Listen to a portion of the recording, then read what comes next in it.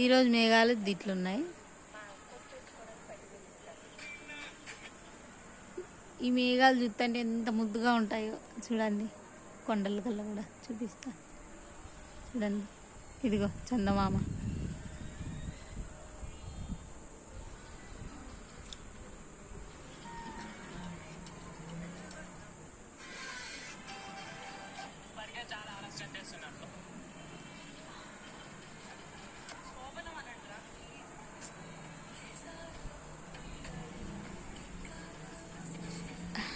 ఎంత బాగుంటుందో వీళ్ళ దగ్గర పైన మిద్ది పైన చూడండి. చందమామను కూడా చూపిస్తాం మీకు. ఇక్కడ మా ఇంట్లో కూడా ఒక చందమామ ఉన్నాడు చూడండి. ఇదిగో సెల్లులేకి పోయినాడు ఈ చందమామ. ఆ పైన చందమామ ఆకాశంలో ఉన్నాడు. ఈ చందమామ ట్యాంక్ కాడ ఉన్నాడు. ఇదే వీడియో చూడండి. గాలి ఎక్కువ ఉంది, కొంచెంసేపు వర్షం పడింది. ఎక్కువ ఏం కాదు, కొంచెంసేపు పడింది చూడండి.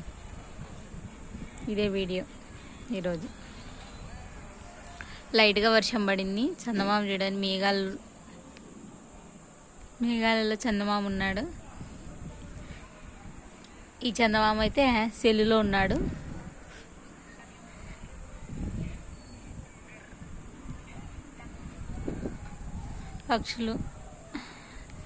పక్షులు ఎవరు గూటి వాళ్ళు చేరుకుంటున్నారు.